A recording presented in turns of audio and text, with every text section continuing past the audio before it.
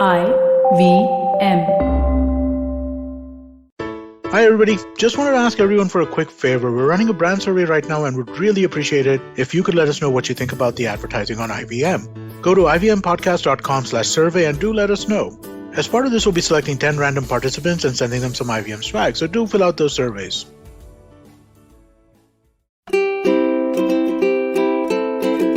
Hello and welcome to the Habit Coach podcast. I am Ashdin Doctor, your habit coach, and we had an absolutely fantastic discussion in the last episode with Siddharth Deshmukh. And we had a conversation about curiosity, and it wind into different aspects of life, just like how curiosity should. And I thought that, this is a beautiful way of transitioning into this episode, which is understanding what are his top non-negotiable habits. Because after all, this is the Habit Coach podcast, and we need to know what are the important habits that Sid has. So Siddharth, welcome to the Habit Coach podcast. Thank you. I really apologize to everybody in advance if the curiosity one became curiouser and curiouser.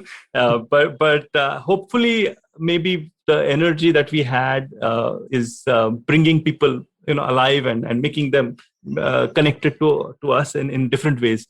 Yeah, thank you so much for having me. It's been a pleasure, and let's get into something more concrete this time, shall we? I love it. No, actually, let's take one complete ulta turn. But let me ask you, what are habits for you? What are habits in general for you? So to me, okay. So if I've outsourced something and I don't have cognitive overload, okay, then that's a habit for me. Now that could be a good habit or a bad habit. But since you asked me the definition of a habit, I put my professorial hat on, and I'm saying it's something that it's a routine that I have outsourced, and it to ensure less cognitive overload. I love it. As long as you're not making a decision for something and using an element of your mind to do it, you believe that it's a habit that has become a habit of yours.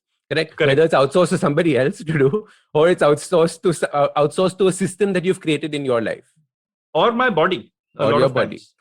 Correct? Yeah. The cognitive overload कम होता है. हाँ, cognitive overload कम करने के लिए, if I've reduced the cognitive overload in my head because I've outsourced it either to my body or to my environment or whatever, that's a habit for me. I love it. In fact, so I'm writing a book currently on habits, and one of the things I was writing was that. And we can have a nice disagreement also on this, because I said that habits don't necessarily need to be automatic. Because what happens is sometimes I have an exercise habit, but I have to very consciously decide कि आज मैं exercise करूँगा. I go through my checklist. It's not that instantly I end up doing it. And very often it takes a while to get to a stage where, and exercise is never ever going to become an instant habit, right? That you can completely outsource cognitively. But technically, it is a habit. It's an activity that you do at a regular basis. So the way that I look at them are not necessarily things that are completely outsourced, but it is something that you don't need a certain effort to do anymore. Because whatever you start off doing needs effort, and then it becomes lesser and lesser and lesser. It's so weird. No, I understand where you're coming from. Here's the weird thing. So whenever I used to go swimming, and especially as the weather started becoming colder, in Pune, you know how it gets colder, right? In the monsoon and later on.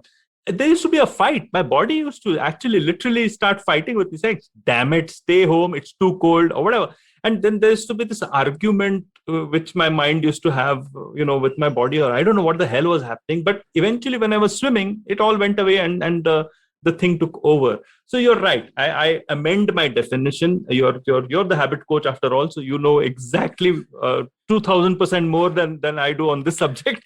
But the fact is that yes, I would say a successful habit possibly is the one which you've been able to outsource, and there's a habit in transit maybe, which is where maybe your exercise or swimming or something like that comes in. Absolutely. No, because it's so important that there are habits that you can create, like passive habits.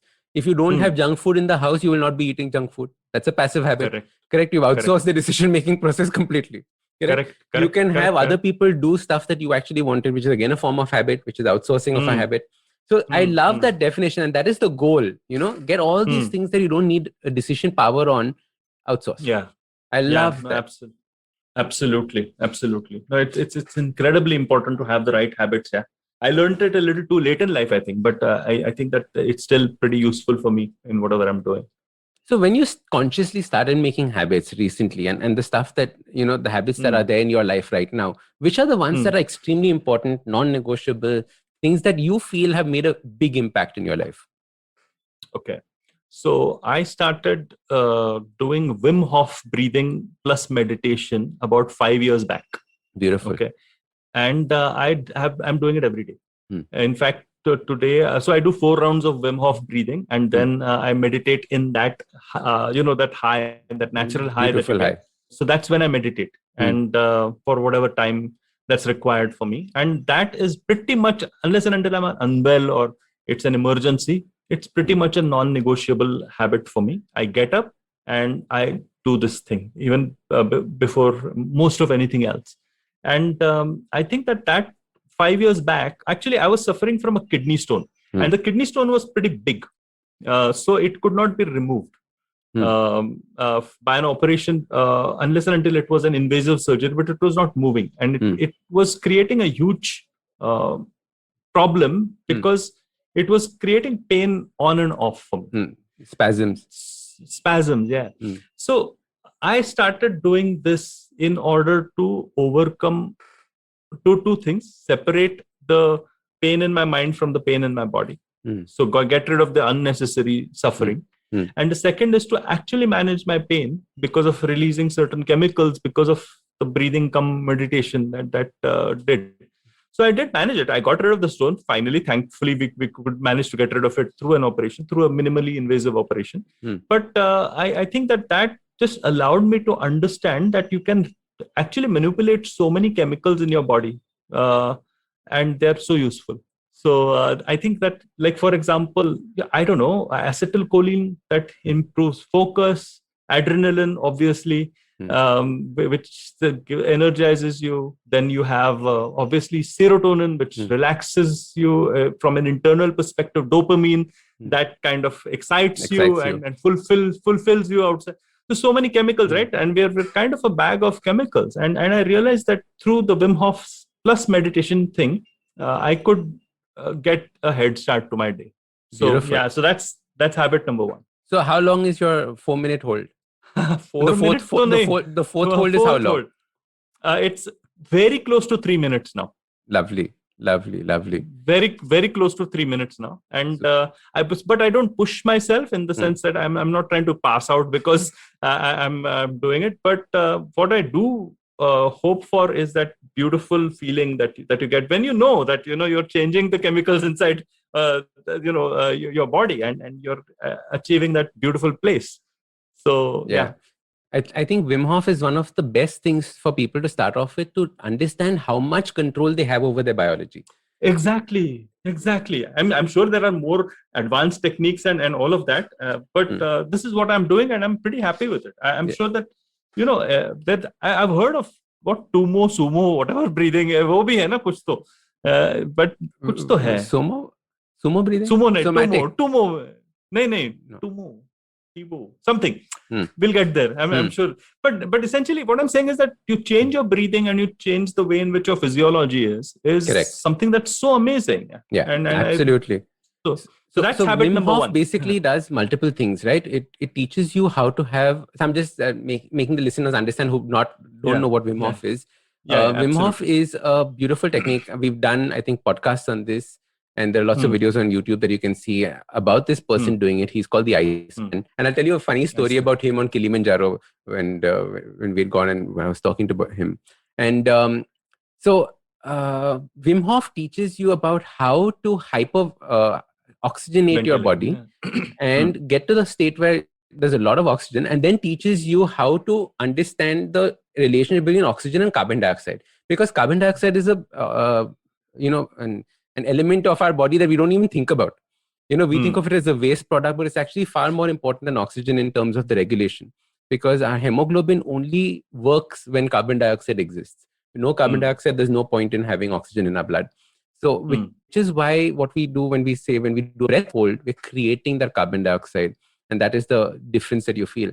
And normally when you tell people how long can you hold your breath, they're like, 30 seconds maximum, But when you start doing Wim Hof, like Siddharth was saying, you can start the first time you do a 2.5 minute hold, you're like, I'm a king. I can't hold my breath. And then when you start hitting 3 minutes, so that when I was when I was training for Kilimanjaro, I was doing 4 minutes.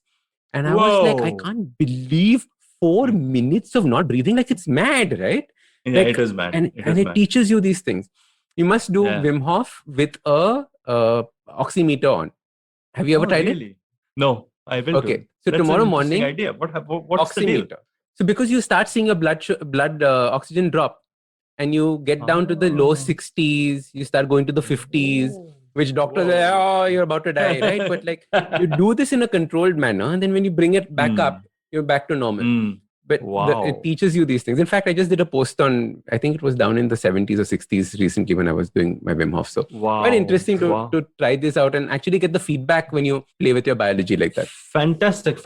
Yeah, no, I've learned a couple of new things already. It's brilliant. And so you've actually met him, eh? No, so I didn't meet him, unfortunately. I went to Kilimanjaro. We were climbing back from the summit, and I was talking to my guide. And I remembered that Wim Hof had done Kilimanjaro summit in his swimming trunks because he talks about the cold and all, right? He's crazy, man. I'm telling you, he's so wild. Yeah, it's so wild. And this guy tells me that, yeah, you're talking about Iceman. I was walking down from the summit and I suddenly see this dude walking up in his underwear. And I'm like, who is this mad person? Because everybody else is like in 3 layers, 4 layers, snow around. And there's this dude walking up with just shoes and underwear. And he spoke to him on that trip. And I was like, wow, you're so lucky. I had like a little fanboy moment. He's crazy. Lovely. So one is Wim Hof. Okay, fantastic. What is another habit? Wim Hof plus meditation. I like that plus meditation is important. Yeah, plus meditation. Because once you have reached that state, use it beautifully, right? Yeah, use it beautifully. The second is workout of some nature. So what we did was we built, my brother and I, we built a gym upstairs on our building. It just happened before lockdown. And he's a physical trainer. He's done his certifications and stuff like that. He's also a software architect, but essentially he's somebody who's been able to help me work on my functional strength and stuff like that. Obviously, I do a lot of things wrong, and he gives me galis for it. And you've also given me galis for it. Yes, actually, I have. but the fact is that for a professor, I think that it becomes incredibly important because our careers are very long. And the fact is that you have to update not just your mind, but also your body. And so therefore, I look at it as preventative medicine, the workout. So that is that plus a walk. So I'd like Wim Hof plus meditation. I wouldn't call a walk as workout, even though I walk about 10,000 steps. I won't call it as a workout. I do it because I want to think. So I do my best thinking when I'm walking. And so I walk and I lose myself in my thoughts and I come up with something new that I want to share with people or whatever. So that is habit number 3 actually, because this walk and thinking is a very, very powerful one, right? There's so many people who talk about how all the thinking happens while walking. How did you get into that habit? No, I have just loved walking right from a young age. I used to be a cricketer, and I think I've told the story too many times. So I used to be a cricketer of a certain level. I broke my foot, and then I went into management. So it was a shift of completely, from being a very active sports person to somebody who's like, a student at a good institute and all of that. So walking, I was surrounded by scholars who were like sitting on their asses and not, moving around. And the only way in which I could kind of keep it together at that point in time, because it was such a rapid shift in those days, was to walk around like a maniac. And what I've noticed really interesting is that when I'm walking, about 20 to, I don't know why it happens, maybe you'll be able to, about 20 to 25 minutes in the walk, a feel good happens and my thinking changes. And it changes completely. And it just comes from a different place. I don't know what actual thing is, but it just is an amazing feel. So I'm just like waiting. It's okay, right now I'm thinking shittily, but okay, 10 more minutes and it'll be, different. So it's just very useful. It's the same thing that happens when we have a bath. When you have a long bath, what happens is that you suddenly get your best ideas at that point of time. How many people must have thought about creating a whiteboard for the bathroom because of this Yes. this thing. And I'm forgetting the technical term for it, but there is this part where you want to solve a problem, right? So you're very focused on this one problem to solve. So you're only thinking about it when you're in that work environment. As one of your habits, like you were talking about deep work, you're only in that work environment. But very often you don't get that solution because you're seeing it only through one angle. What happens is that when you go away from that and you allow your brain to wander, what happens is that it now starts using creativity as opposed to what it was using differently, which was this focused way of thinking. So creativity is nothing but the ability to join different ideas together.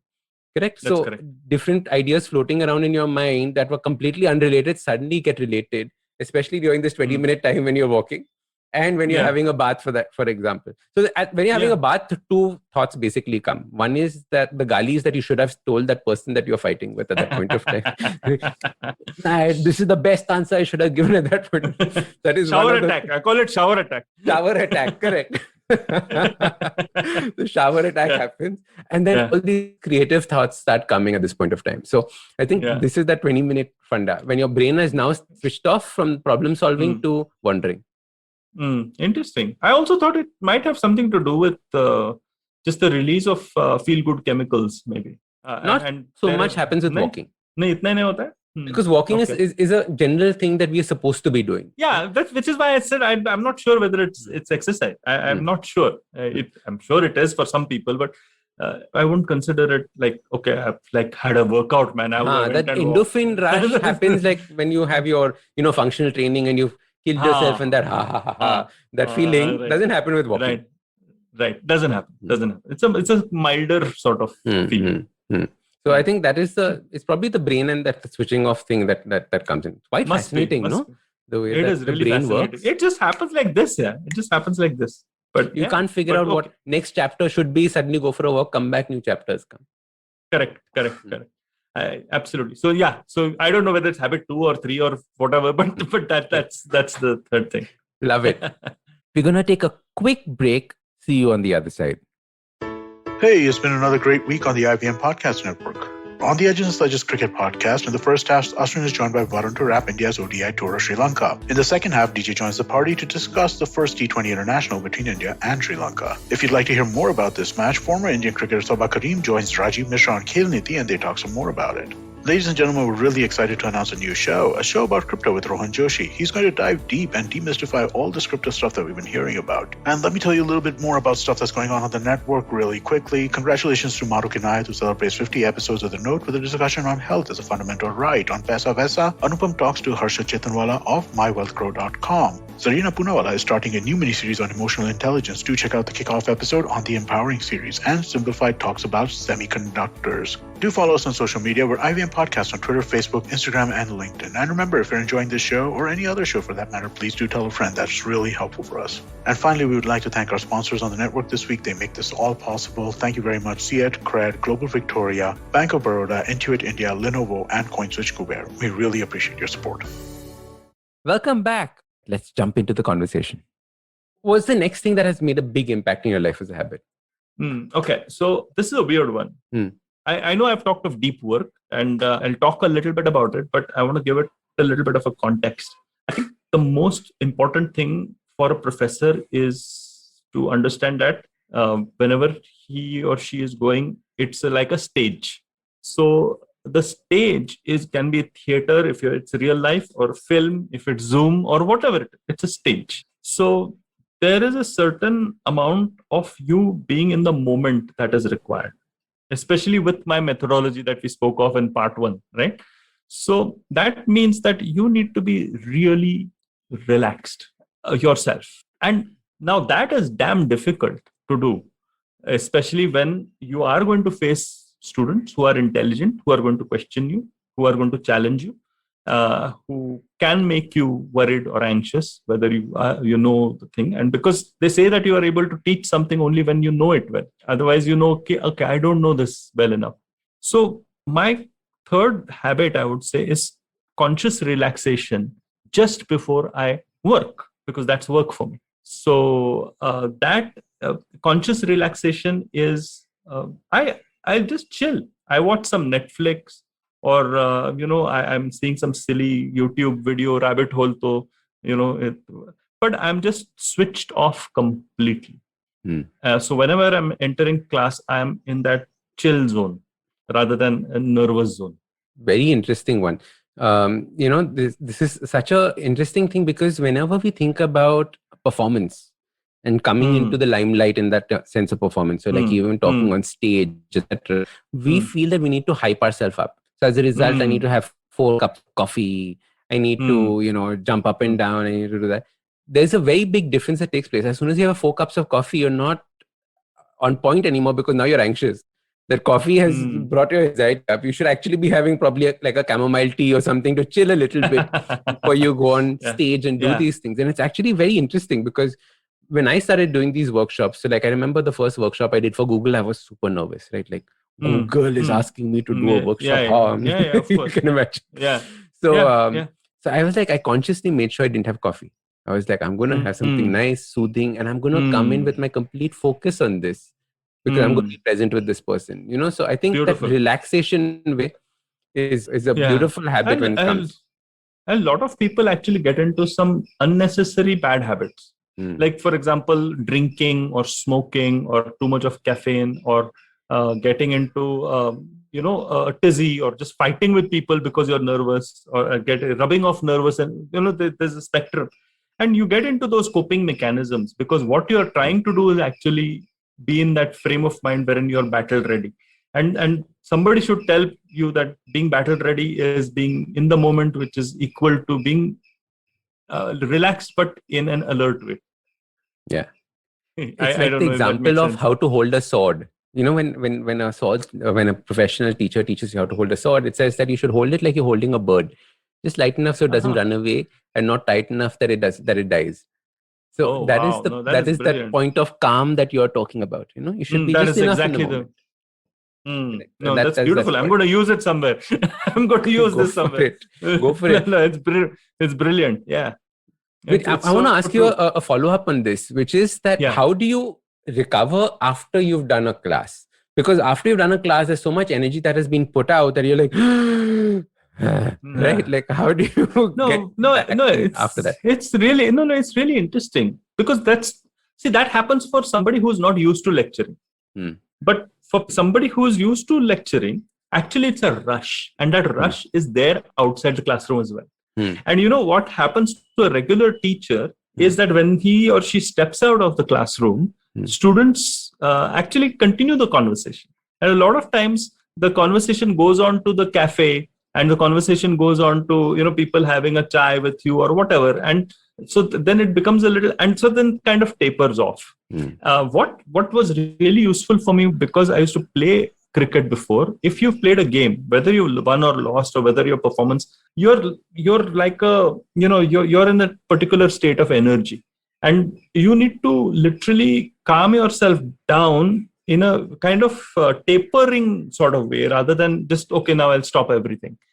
Because that's what typically happens if you're doing it all the time. If you're like a visiting faculty, and if you just give one lecture, you're going to get completely worn out. But for the regular lecturer, it is like a tapering down that probably needs to happen. And then the tiredness hits you, and then maybe you should have a cold shower or whatever the hell you want to do. Interesting. So post the tapering, so it takes a while. It's not an instant switch off and khatak that happens.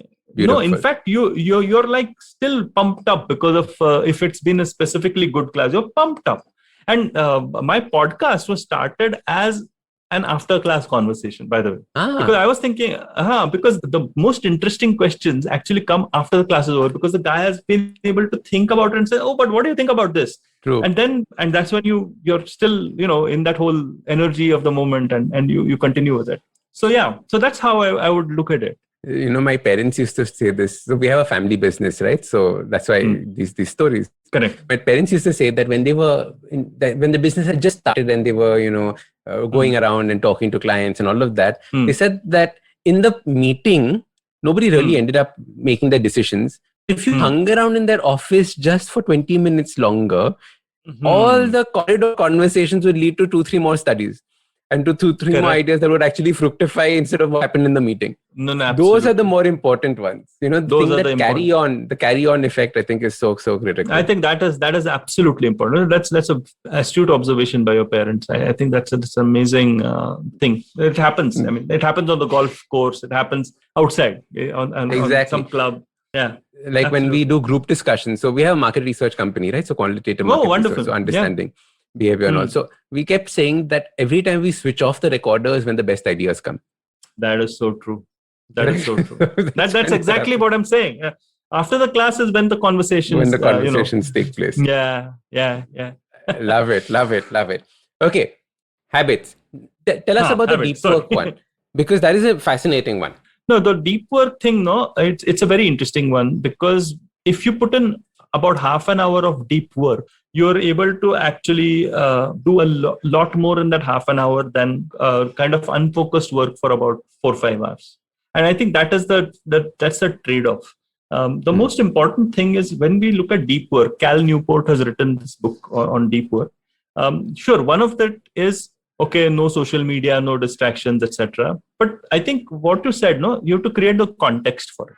In the sense that you have to look at maybe investing in a different laptop or investing in a different phone, rather than saying, okay, I will switch off my phone, because wo nahi hota hai life mein, is what I've realized. So what you might want to do is maybe change the room, or to have a different machine, which is your work machine.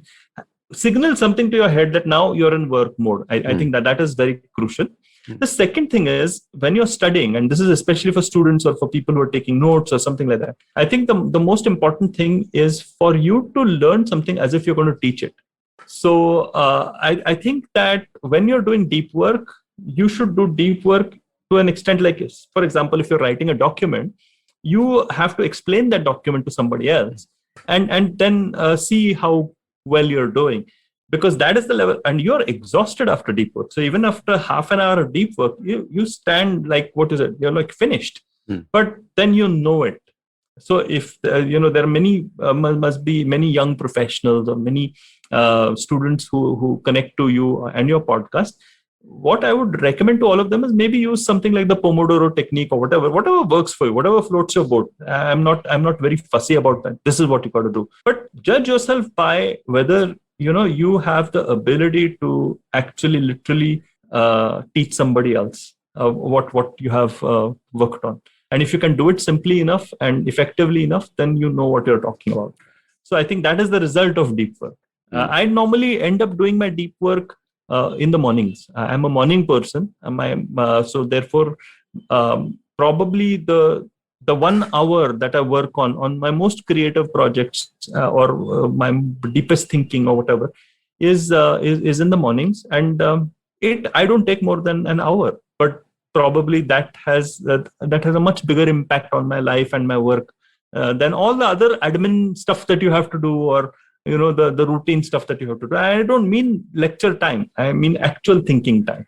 Correct. Absolutely. I used to keep telling people when I used to go to office, when we used to go to office, when that used to happen, who knows those that times. Used to happen. So I used to go to office at 10 o'clock and I used to tell everyone that I finished my entire work for the day. I would have finished all my work by 10 because of these principles, right? Like you finish deep work, you use the Pomodoro technique in the morning when you're fresh, when you can actually have that energy to do it. You're done. Correct. And then the rest of the time is admin work, meeting, go meet friends, learn new ideas, go speak to your clients. Those are the kinds of things that are not necessarily work for you in any case. So like I bet for you giving a lecture is not work, but doing the learning for the lecture is work. Yeah, that's work. That is work. Exactly. And you got to figure that out. A lot of people actually don't figure out what their work is. And I think that's part of the problem. That's why the whole damn thing becomes very wishy-washy. So if you figure out what's the value that I'm really adding to the table over here, then you understand, so this is where I create the value. Correct. So then you better, do a deep work technique for that. So, sorry, but that's the thinking behind it. Beautifully put. For the 4-minute podcast is the 45-minute work that goes into scripting it. That's the important one. The recording part is just gets seen. It's the performance. It's the performance. It's the performance. Yeah. Lovely. So beautifully put. Lovely. Okay. So this whole deep work is very, very nice. Now I want to ask one last habit on what habit do you use for relaxation? Because relaxation is a word people don't use anymore. People say, I am stressed, I am not stressed, but they don't use the word relaxation. So how do you relax? Okay. So talking to my kids is always a absolute, relaxation thing. Because, they talk such nonsense that it is fine.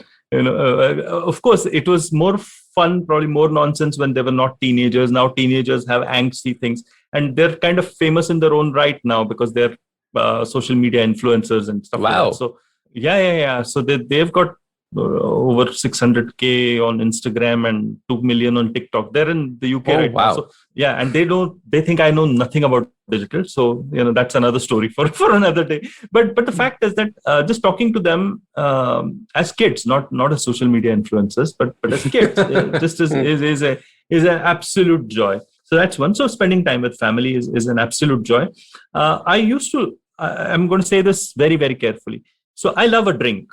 Okay, so I do love a drink, and but I've experimented with sobriety and I've experimented with drinking. So what I figured out in the UK, I got into the habit of drinking maybe more than what I should be drinking. I'm not saying I was a functional alcoholic or something, but I used to be a regular drinker or a daily drinker and enjoy my tipple. But then I realized that, okay, you know what? I don't like being dependent on this for relaxation, because the beauty of a drink is, and you got to understand the beauty of a drink first. It just pulls your stress levels down like fatak. So the first drink just rapidly gets it down. So it's a very easy go-to mechanism. But I wanted to first experiment with sobriety because I wanted to figure out, okay, can I do this? So it was a truth or dare test, and then completely finish it off. So that then for over 8-9 months, I was completely off drinking, and I realized that, okay, I like it, but I do enjoy my drink. So then what can I do? Right. So therefore, over the last 6 to 7 months, this has been my experiment. My experiment has been to reduce my tolerance to alcohol. So therefore, reduce your tolerance, correct. To reduce my tolerance to alcohol. So if I'm having 2 large drinks or 3 large drinks a day, then for 3 weeks, I'll then go to, 2 large drinks. And then from 2 large, I'll go to 2 small and stuff like that. So my attempt is to actually reduce my tolerance on alcohol, but accept its presence in my life. So that is where I'm at. So it is a go-to mechanism, certainly, but not something that I'm especially proud of or anything. But what I'm certainly proud of, probably even more than my sobriety, is this tolerance business, because that's tough. The sobriety is damn easy. That can happen. Black and white. This gray business is tough. This one is the little bit of control, the bargaining mind that will happen. Saying, "Aaj to theek hai. Aaj to weekend bindas din tha. Weekend." Yeah. So all of that, right? So, but yeah, I mean that's another go-to mechanism for me. Exercise and walking certainly help to relax and completely switch off. There's an interesting thought that I leave with you, which is on the purpose of that evening drink. So I work with a lot of clients who want to get rid of drinking, can't get rid of drinking, don't know what to do. They're frustrated in that midpoint. And when we understand what is the purpose of that drink, because it's not the alcohol that is helping them, but what is it that's taking place is that it is a full stop to the day. What we don't realize is that the drink says and tells you that working day is now over. Now relaxation day starts. And then all the feelings that we get from the relaxation afterwards is what we imbibe that drink with. And it's not necessarily the alcohol causing it, but it is that other stuff that we have done that actually makes us feel that relaxed. No, you're absolutely right. You tend, we are creatures of habit and routine, right? So what happens, you're right. So we are like building it up to a crescendo so that now I'll put a full stop. And so I've seen so many people who think that they're celebrating with drink, because that is celebration. Today was a fantastic day, So that is also, but you're right. I mean, that is very helpful. That is very useful, Ashton, because what I did realize was when I was coming off sobriety and when I started the tolerance thing again, when I started having the drink and recognizing it for what it is rather than the full stop. Okay, and I need to revisit that based upon what you've just said, is that it is a mild depressant. It is not an exhilarating thing at all. It is a mild depressant, and you can feel okay, so that's what really is happening. It's not celebratory beyond a point. So that was the fascinating studies on how drinking puts you to sleep but wakes you up at 3 p.m. And so we say, I'll have a little sip and I'll go to sleep. No, it doesn't work like that, because you'd actually have worse sleep later on. So it's all these little bits that you need to learn, and what are the stories we tell ourselves with it. But I love this because it's important to understand what is the task that we use for relaxation. Many of us don't have a task for relaxation, and hence we're wound up all the time. We try to put ourselves not through relaxation. We try to put ourselves to sleep not through relaxation, but through tiredness. And that is something that I'm trying to tell people to start avoiding in life. I'm so tired, I can't keep my eyes open. Is different from I'm so energetic that I can go to sleep now. Beautiful. Yeah. See, there you go. You've taught me something immediately. That is so interesting, brilliant. Yeah, it is very interesting. But can you be energetic and I can go to sleep? How the hell does that happen? So it's very interesting. So you need energy to go through all your deep sleep cycles. And those cycles need energy because your brain needs energy for processing. If your brain doesn't have energy, and you know that brain is the most resource hungry thing in our body, right? Yes. So much of 43% of our body's energy goes in just keeping the brain active. Yes. It's a tiny thing. So our brain is very, very active when we are asleep, and a large part of our body is very active. All our healing takes place when we are sleeping. If we don't have energy when we go to bed, what happens is that the processes start slowing down, and it's not useful. At the same time, there's a difference between energy and excitement. Yes. So you don't have to be excited to go to sleep. So you don't have to be bouncing off the walls and jumping up and down like in a rave party and then going to sleep. No. The idea is that you should be bored enough to go to sleep. So you bore yourself to sleep. You start lowering all the lights. You start, maybe put on a candle. You do something to bore yourself, break the monotony, or create monotony rather, break the excitement of the day, and then go to sleep, but still full of energy. That's the difference. That is a very, very interesting way of putting it. That's and you know what? I listen to maybe a Joe Rogan podcast because it is boring enough for me to switch off. थोड़ा सा interesting होता है, मगर थोड़ा सा कभी-कभी कुछ तो चलता है यार, चलो. And then you go off to sleep. So maybe intuitively, you're right. I mean, intuitively, I've been doing some bit of it, but that's fantastic to know that actually you need energy when you're sleeping in order to heal and in order to actually update your software. Correct. So I'll give you a nice tiny habit for listening to podcasts and going to sleep. So normally, I don't know if you do this, but I typically listen to podcasts at 2x, right? Super fast speed because I want to pick up the nuggets. Right? When you want to go to sleep, listen to it at 0.75. So okay. Everybody is talking slowly when they would normally not be. And patak, 20 seconds, you're out, guaranteed. I'm sure I'm going to try that tonight, man. I'm going to try that tonight. I'm sure. This is a good hack, yeah. This is a good hack. So somebody, a listener of mine, wrote in after I put this as a habit, and he said that Ashton, this is so funny because I listened to Agla Station Adulthood, which is one of our podcasts on IVM, right? I know, yeah. And he was like, it was so funny listening to them at 7.5 because they sounded like two drunk girls talking about relationships. Oh God, okay. So funny. That is funny. That is really funny. But yeah, okay. So try that out, 0.75. Let me know if you pass out. I'm going to try. I will. I'm sure I will. I'm feeling sleepy already. just thinking.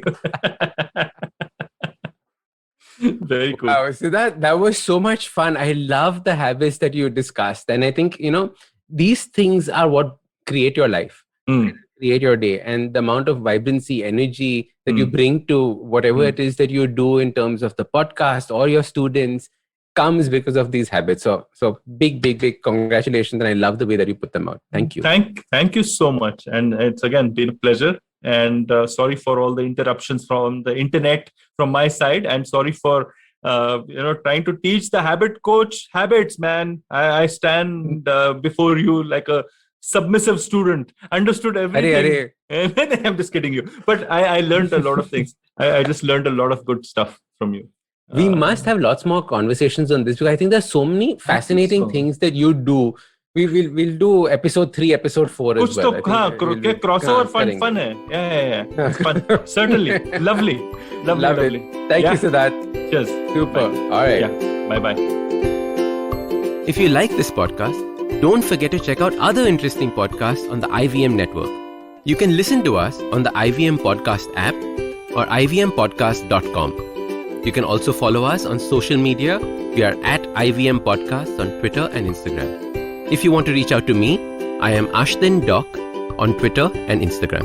You can find lots more information on my website, awesome180.com, or check out different content on my YouTube channel called AWESOME180. That's Awesome180. Namaste, this is Cyrus Brocha. I am part of the government cancel culture program to remove rubbish off all the different streams available. So what we have is all the collected rubbish we put together on our show. It's called Cyrus Says. It's on IVM Podcast. You have to watch it and listen to it. It's on our app. It's on our website. It's on the YouTube channel. It's on Facebook. There are many different ways. Don't bother me and ask me how. You have to find out. We talk to different personalities. Many of them are known. Some are just people we meet downstairs and invite them up for chai. But the point is, it's fun and it's very therapeutic. So please join in and listen to Cyrus Says. Hi, I'm Zarina Poonawalla, host of the Empowering Series podcast on the IVM network. I happen to be a peak performance coach and leadership coach by profession, and I'm here to share with you productivity tools, life-altering techniques, and real life hacks to help you achieve your maximum potential in everything you do, your relationships, professions, careers. So tune in every Monday to unleash your inner power. Be safe, be well, be empowered.